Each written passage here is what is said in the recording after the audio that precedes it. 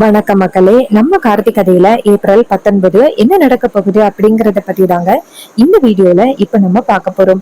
வீடியோவுக்கு மறக்காம லைக் பண்ணிக்கோங்க. ஒவ்வொரு டைமும் நான் லைக் கேட்கறது எதுக்குன்னா நெக்ஸ்ட் வீடியோ போடுறதுக்கு எங்களுக்கு ரொம்ப மோட்டிவேஷனா இருக்கும். லைக்ஸ் பார்த்தா மறக்காம லைக் பண்ணிக்கோங்க. வாங்க வீடியோல என்ன நடந்துச்சு அப்படிங்கறத பார்க்கலாம். சோ என்ன நடக்குது அப்படின்னா, நம்ம ஹீரோ இருக்காருல்ல, அவரு ஆபீஸ்ல இருக்காரு. ஈஸ்வரிக்கு வந்துட்டு கொஞ்சம் சந்தேகமா இருக்கு. அந்த கார்த்தி அப்படிங்கிற பேரு கேட்டாலே ஈஸ்வரிக்கு டவுட்டா இருக்கு. கலா போனப்ப அங்க வந்துட்டு வேற எவனோ ஒருத்தன் இருந்தான். எனக்கு என்னமோ சந்தேகமா இருக்கு. எதுக்கும் ஒரு டைம் அந்த ஆபீஸ போய் பார்க்கலாமா? ஒருவேளை கலா ஆபீஸ்க்கு போறது தெரிஞ்சு நம்ம வீட்ல இருக்கிற 2 பேரு அந்த கார்த்திகிட்ட விஷயத்த சொல்லி அவனை மாத்துறதுக்கு வாய்ப்பு இருக்கு. சோ வீட்ல யாருக்கிட்டையும் சொல்லாம நம்ம ஆபீஸ்க்கு போவோம் அப்படின்னு ஈஸ்வரி முடிவு பண்றாங்க. ஈஸ்வரி நேரா கலாவை பார்த்து, கலா ஒரு நிமிஷம் வா, உங்ககிட்ட முக்கியமான விஷயத்த சொல்லணும் அப்படின்னு. கலா கேக்குறாங்க, சொல்லுங்க மேடம், என்ன முக்கியமான விஷயம் அப்படின்னு. ஈஸ்வரி சொல்றாங்க, இங்க பாரு கலா, நான் இன்னைக்கு ஆபீஸ்க்கு போக போறேன். வீட்டுல உள்ள யாருக்கும் தெரியாம. நான் எங்க போயிருக்கேன் அப்படின்னு யாரும் கேட்டா நான் கோவிலுக்கு போயிருக்கேன் அப்படின்னு சொல்லு, சரியா? அப்ப கலா சொல்றாங்க, சரிங்க மேடம் அப்படின்னு. அப்ப ஈஸ்வரி நேரா கிளம்புறாங்க ஆபீஸ்க்கு. அப்போ ரோஹிணி அவங்க அம்மா கிளம்புறத பார்த்துட்டு ரோஹிணி கேக்குறாங்க, அம்மா எங்க போறீங்க அப்படின்னு. ஈஸ்வரி சொல்றாங்க, நான் கோவிலுக்கு தான் போறேன், நீயும் வரியா அப்படின்னு. ரோஹிணி சொல்றாங்க, இல்லம்மா நீங்க போயிட்டு வாங்க அப்படின்னு. அப்போ ஈஸ்வரி நினைக்கிறாங்க, இந்த வீட்டுல உள்ள எல்லாரும் நான் எங்க போறேன் என்ன பண்றேன் அப்படிங்கறத வாட்ச் பண்ணிக்கிட்டே இருக்காங்க அப்படின்ட்டு நம்ம ஈஸ்வரி நினைக்கிறாங்க. அப்புறமா ஈஸ்வரி நேரா கார் எடுத்துட்டு கிளம்புறாங்க. ரோஹிணி என்ன பண்றாங்கன்னா, இந்த விஷயத்த பத்தி நம்ம சீக்கிரம் நம்ம அவர்கிட்ட சொல்லணும் அப்படின்னு நேரா மயிலுக்கு ஃபோன் பண்றாங்க. மயில் அவருடைய ஹோட்டல்ல இருக்காரு.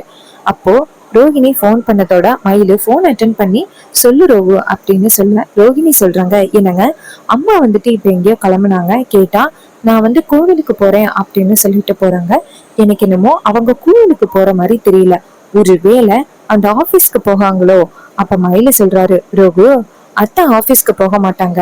ஏன்னா கலா ஏற்கனவே ஆபீஸ்க்கு போயிட்டு அங்க உண்மையாவே யாரு இருக்கா அப்படிங்கிறத பாத்துட்டு வந்துட்டாங்க.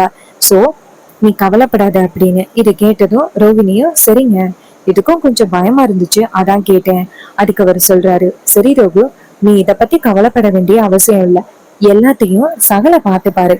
இதை கேட்டதும் ரோகுவும் சரிங்க அப்படின்னு சொல்லிட்டு போனை கட் பண்றாங்க. அப்புறமா நம்ம ஈஸ்வரி இருக்காங்கல்ல, அவங்க நேரா ஆபீஸ்க்கு போறாங்க. ஆபீஸ்க்கு போயிட்டு இருக்காங்க. அப்ப நேரா அவங்க பொண்ணுக்கு கால் பண்றாங்க. ஹீரோயின் போன் அட்டென்ட் பண்ணி, சொல்லுமா, என்னம்மா இந்த டைம் கால் பண்ணிருக்கேன், ஏதாவது பிரச்சனையா அப்படின்னு. ஈஸ்வரி சொல்றாங்க, அம்மாடி ஒரு முக்கியமான விஷயமா உன் ஆபீஸ்க்கு வரேன். சோ நான் வர விஷயத்த நீ சார் கிட்ட யாருக்கிட்டையும் இன்ஃபார்ம் பண்ண வேணாம், சரியா? ரேவதியும் சரிம்மா வாங்க அப்படின்னு சொல்ல, ஈஸ்வரியும் சரி அப்படின்னு சொல்லிட்டு அங்கிருந்து வராங்க. காரை நிப்பாட்டிட்டு செக்யூரிட்டி கிட்ட, சார் நான் கார்த்திக் சாரை பார்க்கணும், பக்கத்தூர்ல நான் ஒரு தலைவியா இருக்கேன், நீங்க எனக்கு அனுமதி கொடுக்கணும், இந்த ஊர் சம்பந்தமா ஒண்ணு பேசணும். செக்யூரிட்டி சொல்றாரு, சரிங்க மேடம் உள்ளார போங்க அப்படின்னு. ஈஸ்வரி அங்கிருந்து உள்ள வராங்க. அங்க ரேவதி உட்கார்ந்து இருக்காங்க. அவங்க அம்மாவை பார்த்ததும் ஓடி போய், அம்மா நீங்க இங்க வருவீங்க அப்படின்னு நான் கொஞ்சம் கூட எதிர்பார்க்கல, திடீர்னு போன் பண்ணி வரேன்னு சொன்னீங்க, என்னாச்சுமா அப்படின்னு. ஈஸ்வரி சொல்றாங்க, இல்ல ரேவதி, உன்னோட ஆபீஸோட சாரை பத்தி என்கிட்ட சொன்னீங்கல்ல, சொன்னதுல இருந்து எனக்கு கொஞ்சம் டவுட்டா இருந்துச்சு. சோ அதான் ஒரு டைம் அவரை பார்க்கலாம் அப்படிங்கறதுக்காக நான் வந்தேன். உடனே ஈஸ்வரி சொன்னதை கேட்டுட்டு ரேவதி சொல்றாங்க, அப்படியாமா, சரி சரி வாங்க அப்படின்னு சொல்லி கூட்டிட்டு போறாங்க. அப்போ ஹீரோ ரூம்ல உட்கார்ந்துருக்காரு. ஈஸ்வரி நேரா ரேவதி ரேவதி கிட்ட, நீ போயிட்டு இன்ஃபார்ம் பண்ணு நான் வந்திருக்கேன் அப்படின்னு. ரேவதி நேரா போகும் பொழுது வில்லி டக்குன்னு தடுக்கிறாங்க. பிரியா தடுத்து, எங்க போறீங்க அப்படின்னு சொல்லி கேட்க, ரேவதி சொல்றாங்க, நான் எம்டி சாரை பாக்குறதுக்காக போறாங்க. அதுக்கு பிரியா சொல்றாங்க, இங்க பாரு, இந்த மாதிரி நீ அனுமதி இல்லாம போக கூடாது, சார் கிட்ட நான் ஃபர்ஸ்ட் போன் பண்ணி கேட்கணும், சார் ஓகே சொன்னா மட்டும்தான் உன்னை ரூம்குள்ள விட முடியும். உடனே ரேவதியும், சரிப்பா போன் பண்ணி கேளு அப்படின்னு. உடனே பிரியாவும் சரி அப்படின்ட்டு நேரா நம்ம ஹீரோவுக்கு போன் பண்றாங்க. ஹீரோ போன் அட்டென்ட் பண்ணி, சொல்லுங்க அப்படின்னு சொல்ல, பிரியா சொல்றாங்க, சார் வெளியில ரேவதி மேடம் உங்களை பார்க்கணும் அப்படின்னு சொல்றாங்க. அதுக்கு ஹீரோ சொல்றாரு, இங்க பாருங்க பிரியா மேடம், ரேவதி மேடத்தை தவிர்த்து வேற யாரு கேட்டாலும் நீங்க எனக்கு போன் பண்ணி உள்ளார வரலாமா அப்படின்னு கேட்கலாம். பட் நீங்க ரேவதி மேடத்துக்காக நீங்க கேட்கணும் அப்படின்னு அவசியம் இல்ல. ரேவதி மேடம் எப்பவுமே என் ரூமுக்குள்ள அனுமதி இல்லாம வரலாம். இதை கேட்டதும் பிரியா ஷாக் ஆகுறாங்க. என்னடா இது, இந்த மனுஷன் இப்படி பேசுறானே அப்படின்னு. அப்போ பிரியா நேரா ரேவதிய பார்த்து, மேடம் நீங்க மட்டும் போங்க அப்படின்னு. உடனே ரேவதியும் சரி அப்படின்னு சொல்லிட்டு கதவை திறந்துட்டு உள்ளார போறாங்க. உள்ளார போயிட்டு ஹீரோவை பார்த்து, ஹலோ சார், இது மாதிரி எங்க அம்மா வந்துட்டு உங்களை பார்க்கணும் அப்படின்ட்டு வந்திருக்காங்க. நீங்க நினைக்கிற மாதிரி எங்க அம்மா சாதாரண ஆள் கிடையாது. பக்கத்து ஊர்ல வந்துட்டு ஒரு பெரிய முதலாளியா இருக்காங்க. அப்போ நம்ம ஹீரோ ஷாக் ஆகுறாரு. என்னடா இது, அத்தை தான் வந்துட்டு ஆபீஸ்க்கு வந்திருக்காங்களோ, ரேவதி கிட்ட பார்க்க முடியாது அப்படின்னு சொல்ல முடியாது அப்படின்னு. அப்ப ரேவதி சொல்றாங்க, சார் பக்கத்தூர்ல எங்க அம்மா ரொம்ப பெரிய பொசிஷன்ல இருக்காங்க. அவங்களும் உங்களை மாதிரி ஒரு பெரிய முதலாளி தான். அவங்க கிட்டயும் நிறைய சொத்து இருக்கு. உங்களை ஏதோ பார்க்கணும் அப்படின்ட்டு வந்திருக்காங்க.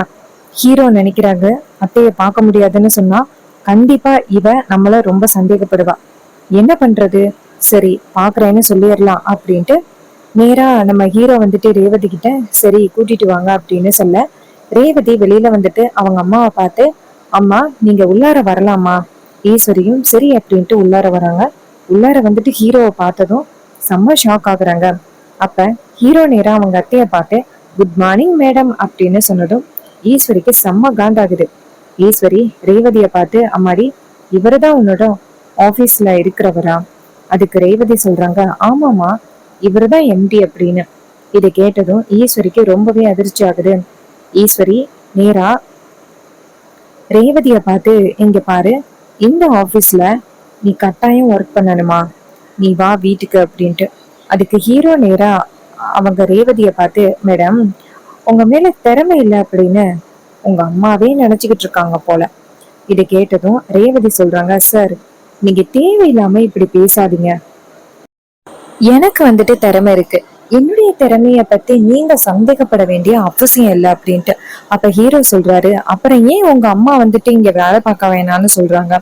ஈஸ்வரி நேரா ரேவதிய பார்த்து, அம்மாடி இவனை பார்த்தா எனக்கு நல்லவ மாதிரி தெரியல, சோ நீங்க இங்க வேலை பார்க்கணும் அப்படின்னு அவசியம் இல்லை.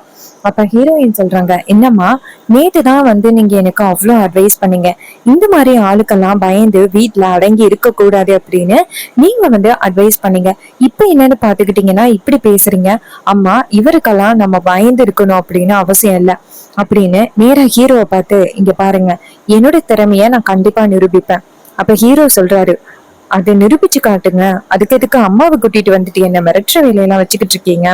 அப்போ ஈஸ்வரி நேரா ஹீரோயினை பார்த்து, இங்க பாரு ரேவதி, இவன் எனக்கு பரம்பரை எதிரி, இவன் எப்படிப்பட்டவன் அப்படின்னு எனக்கு நல்லாவே தெரியும். சோ நீ இவன் கிட்ட பேசணும் அப்படின்னு அவசியம் இல்லை, நீ இந்த இடத்துல இருக்க வேணாவா அப்படின்னு சொல்லிட்டு ரேவதி கிட்ட பேச, ரேவதி சொல்றாங்க, இல்லம்மா என்னால வர முடியாது, இவர்கிட்ட நான் எந்த அளவுக்கு திறமையானவ அப்படிங்கறத நிரூபிக்கணும், என்னால முடியும், இவரை விட ஒரு படி மேல அப்படிங்கறத நான் நிரூபிக்கணும் அப்படின்னு சொல்லிட்டு ரேவதி சொல்றாங்க. இதை கேட்டதும் ஈஸ்வரி சொல்றாங்க, ரேவதி இவனுக்கெல்லாம் நீ ப்ரூவ் பண்ணணும் அப்படின்னு அவசியம் இல்ல, உங்க அம்மா பேச்சு கேளு, வா போகலாம் அப்படின்னு.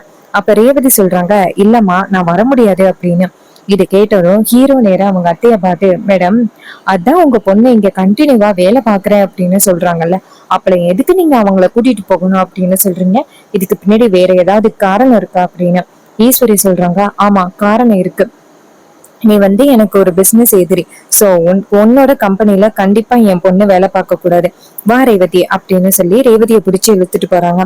அப்போ ஹீரோ வந்துட்டு ஷாக் ஆகுறாரு, சே எப்படியாவது வந்துட்டு அத்தை கிட்ட பேசி ரேவதியை இந்த இடத்த விட்டு அனுப்ப விடாம பாக்கலாம் அப்படின்னா அத்தை வந்துட்டு ரேவதியை அழைச்சிட்டு போயிட்டாங்களே அப்படின்னு ஹீரோ வந்துட்டு ரொம்ப ஷாக் ஆகுறாரு. அப்போ ஈஸ்வரி வந்துட்டு நேரா ரேவதிய பார்த்து, அம்மாடி உனக்கு இந்த வேலை இல்லைன்னா என்ன, உனக்கு எத்தனையோ வேலை இருக்கு உன் திறமைக்கு, அதனால நீ இங்க எல்லாம் வந்து வேலை பார்க்கணும் அப்படின்னு அவசியம் இல்லை, உங்க அம்மா மேல உனக்கு நம்பிக்கை இருக்குல்ல, வா போகலாம் அப்படின்னு சொல்லிட்டு நேரா ரேவதிய அழைச்சிட்டு போயிடுறாங்க. இதையெல்லாம் பார்த்ததும் நம்ம ஹீரோவுக்கு ஷாக் ஆகுது. வில்லி இதை பார்த்துட்டு சந்தோஷப்படுறாங்க.